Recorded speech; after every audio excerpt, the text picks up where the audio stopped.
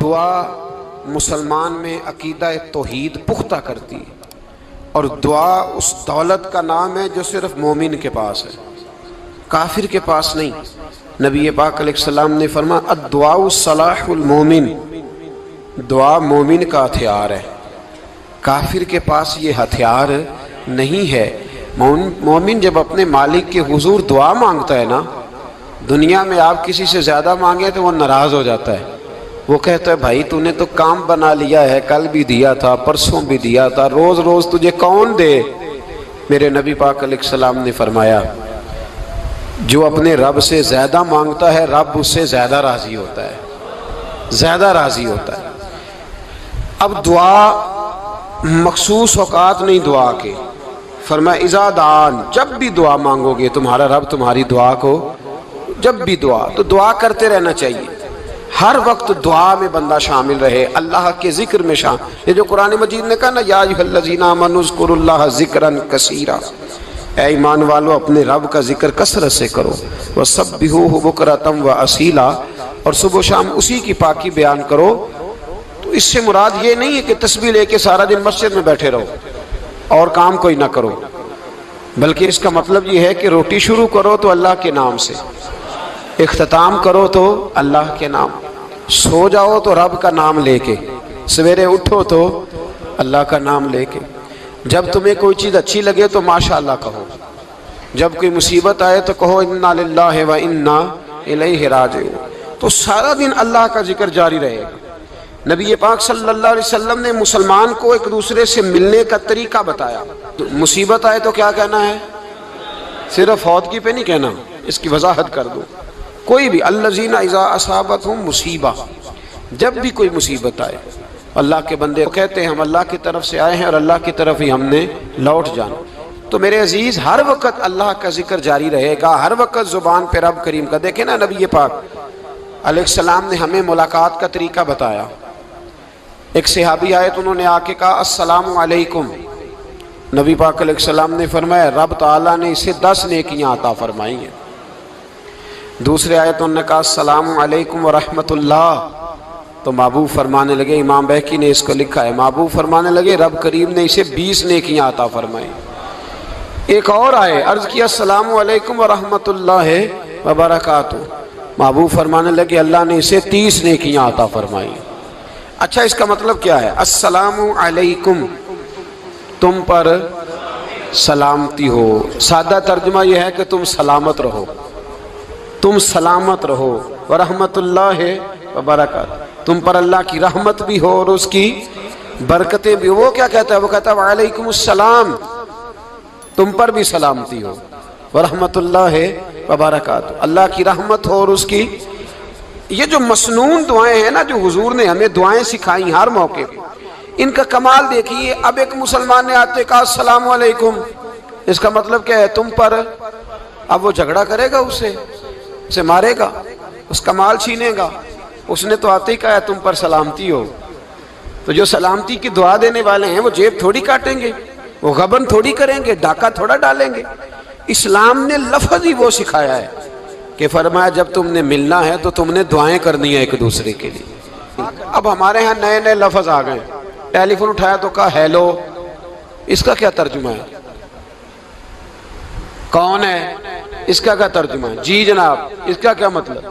ہم نے دیکھا بڑے بڑے سمجھدار لوگ السلام علیکم کی بجائے کہتے ہیں کیا حال ہے۔ بھائی کیا عجیب بات ہے، بھائی کیا حال ہے کا کیا مطلب ہوا؟ وہ بعد میں کرنے کی بات ہے۔ اور کچھ تھوڑا سا جو ادیب ہیں، جو بیچارے حروف کے پیچ و تاب میں رہتے ہیں، وہ کہتے ہیں آداب عرض ہے۔ وہ کیا ہوتا ہے جی؟ اسلام نے دعا سکھائی ہے السلام علیکم، یہ کتنی خوبصورت دعا ہے۔ جب آپ گھر کے اندر داخل ہوئے تو آپ نے دعا دی السلام علیکم، یہ دعا دی آپ۔ ایک صحابی حاضر خدمت ہوئے، عرض کی یا رسول اللہ صلی اللہ علیہ وسلم میرے گھر میں غربت رہتی ہے، کیا کروں؟ نبی پاک علیہ السلام نے فرمایا جب بھی گھر جایا کرنا گھر والوں سے سلام لیا کر، گھر والوں سے کیا کہا کر؟ السلام علیکم، جب بھی گھر جائے۔ یعنی گھر آیا، اب گھر والوں نے بتایا کہ ماچس کی ڈبیا تو لے آؤ۔ اب یہ دکان کونے پہ تھی گھر والے پہ، وہاں سے ماچس کی ڈبیا لے کے واپس گیا تو کہنے لگا السلام علیکم. پھر گھر والوں نے کہا ہو بتانا یاد ہی نہیں رہا، چینی بھی ختم ہو گئی ہے. تو یہ پھر گیا چینی لینے، لوٹ کے آیا تو کیا کہا؟ جب اللہ چاہتا ہے تو کہے، جب اللہ کے رسول چاہتے ہیں تو کہے. اس کا ترجمہ یہ ہے کہ تو کہہ، تو سلام لے. اللہ رسول چاہ رہے ہیں کہ تو سلام لے تاکہ تیرے گھر میں سلامتیاں ڈال دی جائیں.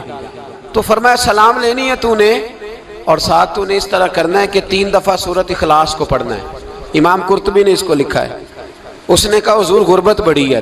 غربت بڑی ہے تو کہ وظیفہ بتائیں. فرمایا جب بھی گھر جاؤ سلام لو اور 3 دفعہ سورۃ اخلاص پڑھو. وہ صحابی کہتے ہیں میں پکا ہو گیا.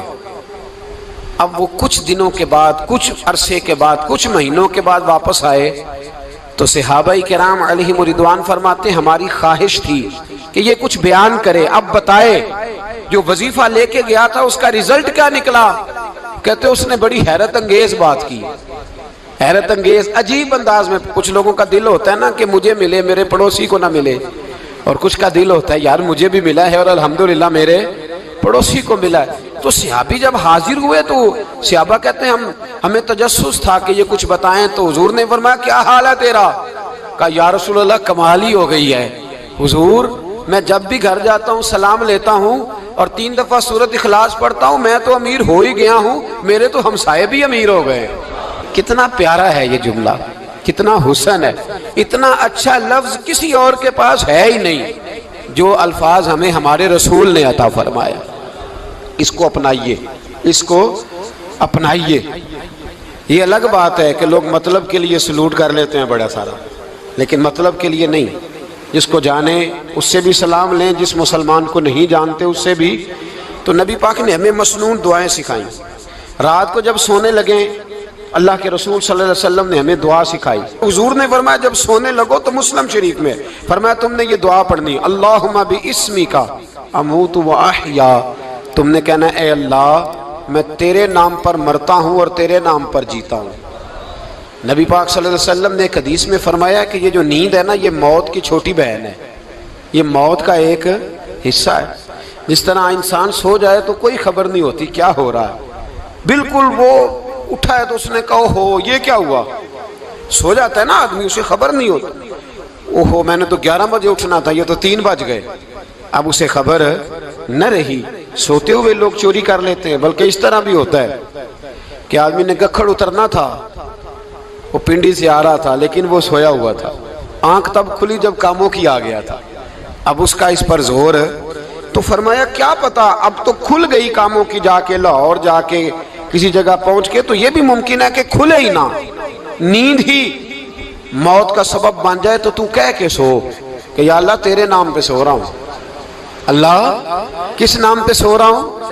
یار اگر ہم ان دعاؤں کا حسن سمجھے، مت اللہم باسمک اموت و احیا، یا اللہ میں تیرے نام پہ سوتا ہوں اور تیرے نام پر اٹھتا ہوں. گویا کہہ رہا یا اللہ میری نیند بھی تیرے فضل سے ہی ہے، اور اگر آنکھ کھل جائے تو وہ بھی تیرے فضل سے ہی ہے.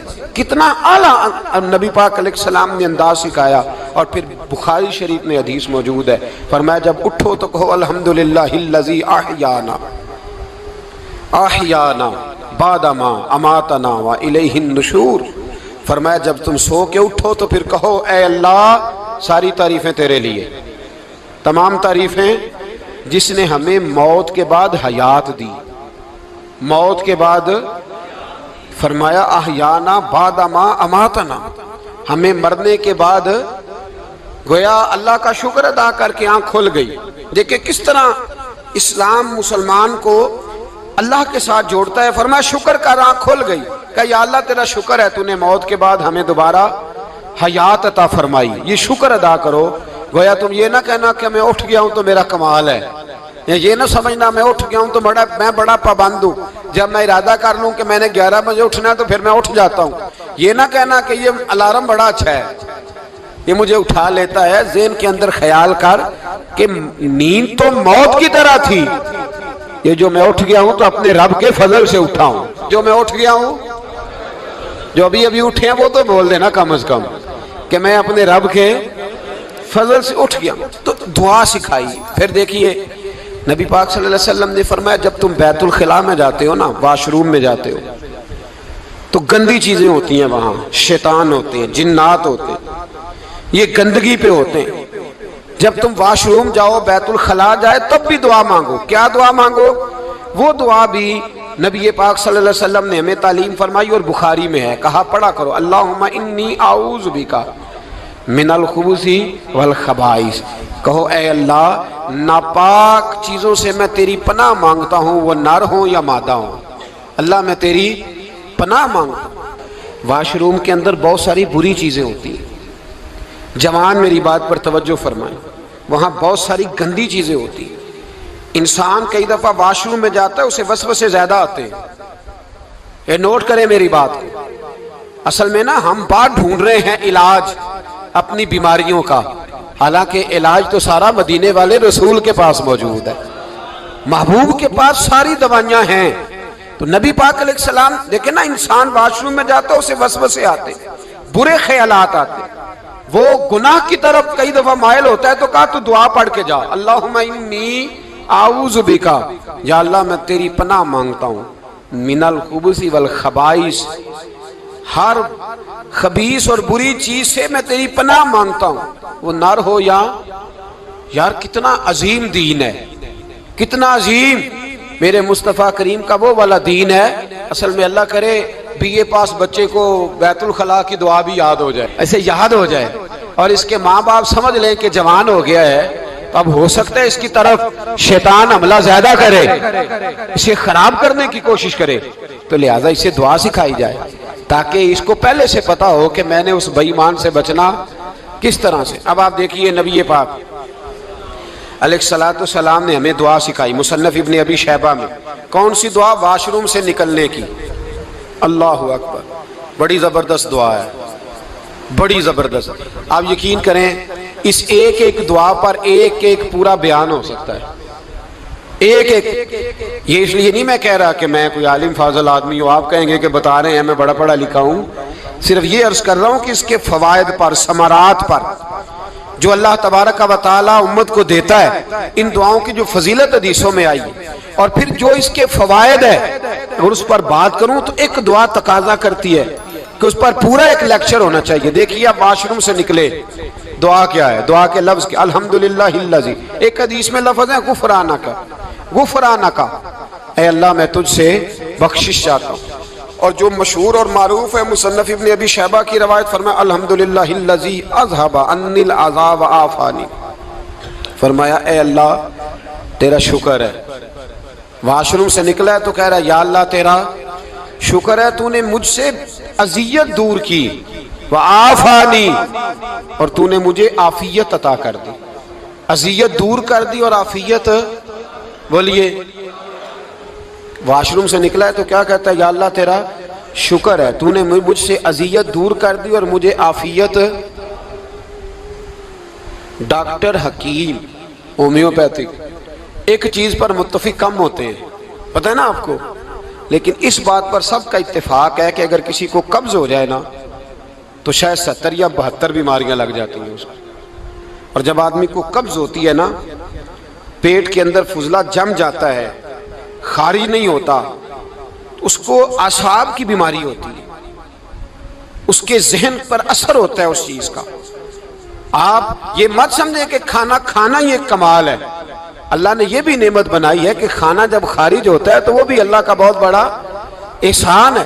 تو فرمایا تو سمجھا ہی نہیں، اگر تجھے قبض ہو جاتی، تیرے پیٹ کے اندر وہ چیز جم جاتی، تیرے لیے کتنی تکلیف کا باعث تھی۔ ان لوگوں سے پوچھئے جو اس کے بیمار ہیں، اس کے مریض ہیں، وہ کتنی تکلیف میں رہتے ہیں، سر میں درد ہوتا ہے، سر چکراتے ہیں۔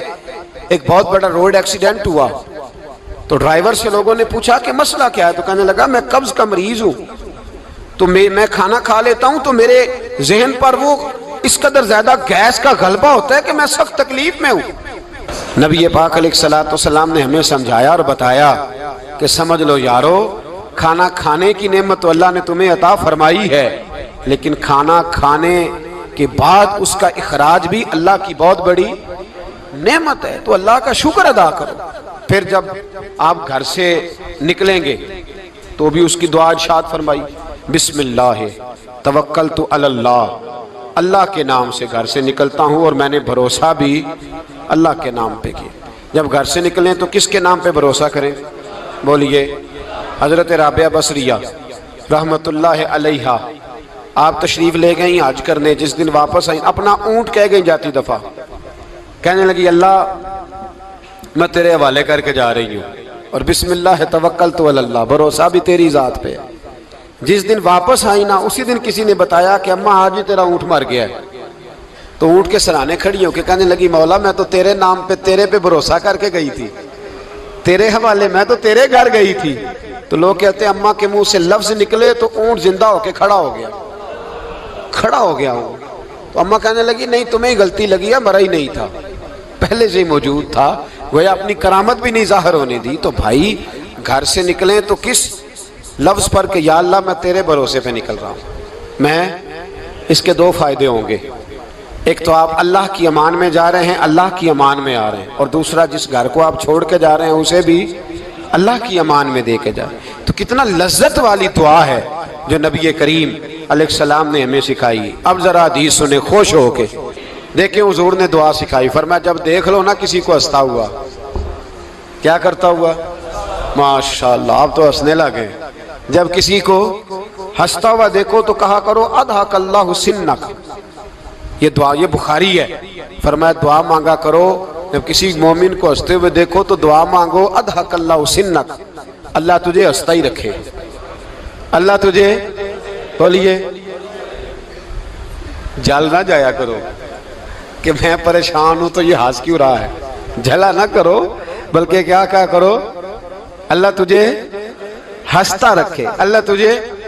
نبی پاک صلی اللہ تعالی علیہ وآلہ وسلم نے فرمایا، ترمذی میں حضرت اسامہ بن زید رضی اللہ تعالیٰ عنہ سے حدیث مروی ہے، حضور نے فرمایا جس نے کسی کے ساتھ احسان کیا اور جس پر احسان کیا، اگر اس نے یہ دعا پڑھ دی نا جزاک اللہ خیرہ، تو فرمایا اس نے اللہ کی بھی پوری حمد کر دی اور محسن کا صحیح شکریہ بھی ادا کر دیا۔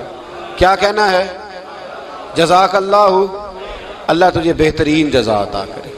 اس کا ترجمہ کیا ہے؟ اللہ تجھے بہترین، کیونکہ حضور فرماتے ہیں من لم یشکر الناس ولم یشکر اللہ، جس نے بندوں کا شکریہ ادا نہیں کیا اس نے اللہ کا بھی شکریہ ادا نہیں کرنا۔ تو کیا کہنا چاہیے؟ جزاک اللہ خیرہ۔ اور اگر اماں کہتی ہو بچوں کو انگریزی سکھانی ہے تو کیا کہنا ہے؟ پھر شکریہ ادا کرنے میں کیا کہنا ہے؟ Thanks, thank you. او خدا کے اس کا ثواب کتنا ہے؟ بولے انگریزی ایک زبان ہے، اس کو زبان ہی رہنے دیں گے۔